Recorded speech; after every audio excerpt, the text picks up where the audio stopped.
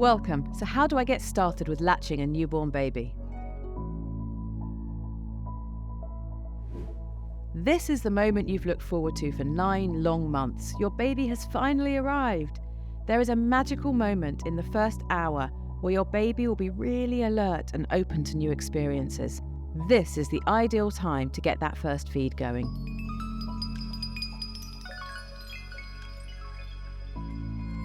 There are lots of different positions you can use to help latch your new baby, but they will all have 3 things in common. Baby needs to approach the breast chin up. Baby's chin should plant firmly into the breast. Your nipple should be nose height for them without having to move the breast out of its natural position. This means that from the neck up, your baby will always look the same as they approach the breast. What happens from the neck down is merely a way of getting you both comfortable. This might seem a little complicated initially, but when you practice it a few times in real life, it quickly becomes second nature. Think of it like riding a bike. Wobbly at first, but awesome once you get the hang of it. So let me show you how to get started. First of all, sit yourself comfortably. You're going to spend hours doing this. You might as well be comfortable. Next, we want to bring the baby in a position where they can have that nice chin up. So you probably want to give some neck support to your baby. So if I pop my hand right around the back of the neck there, and that supports the baby's head, takes the heavy weight of their head for them. Next, I'm going to pick up their hip and lock them under my arm. It's really important to do this stage because if I just hold the baby by the neck, it feels really aggressive and like they don't know where they're going. So I've locked them in. You can see now this baby is nice and chin up. That's because my hand is really deep around the back of baby's neck. If I had just popped my hand slightly less deep and brought them to the breast, can you see how the head would have popped down? And that's much harder for them to get a good latch. So getting that wiggle of your hand and a really good support of the neck is important. Now, I want to bring the baby to the breast so their chin anchors them in. When their chin touches breast, they do something really helpful. They open their mouths. Okay, so they've got their chin in and the nipples pointing at the nose. And all I have to do is pop that nipple in as they open their mouth.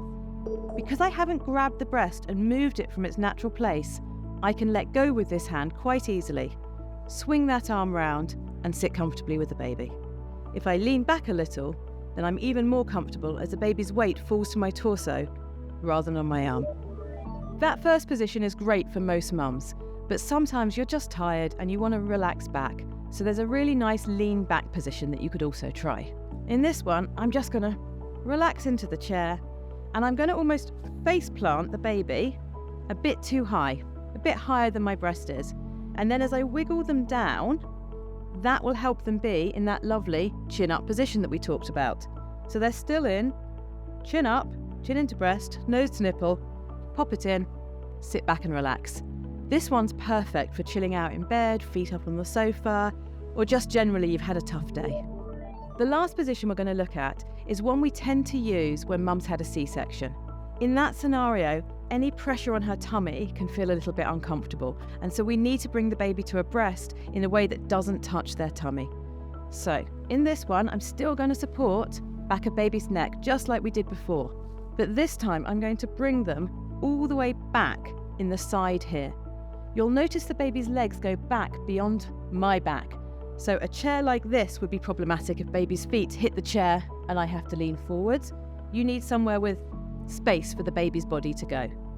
But yet again, we're back into that. Chin up, chin in, nose to nipple, pop the breast in. In this scenario, you probably want to pop a cushion here to support your arm. Honestly, I tend to use this position only as a first aid one in the week after a C-section when any support here is just too much. So how can you tell it's a good latch? There's lots of ways you can reassure yourself that you're doing this right. Look out for as many of these as happening as possible. It shouldn't hurt. Although your breast can be hormonally tender in the early days, breastfeeding should not cause toe curling pain. You should feel a tugging sensation, but not anything you would describe as biting or scratching or pinching.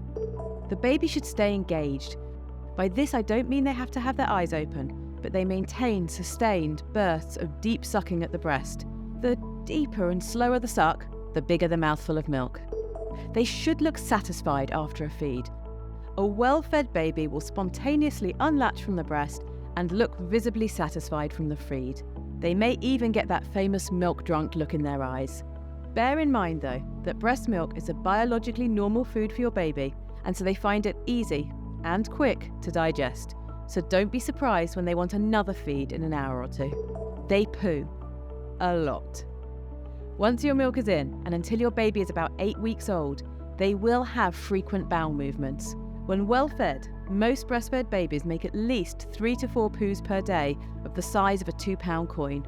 Of course, your baby may make more than this, or fewer but in larger volume. Whatever the pattern, you should be seeing plenty of poo. And last but not least, they feed frequently. Your baby was fed a constant stream of nutrition in the womb and is now slowly getting used to the idea of a meal. Their natural instinct is to take in small amounts of food at frequent intervals.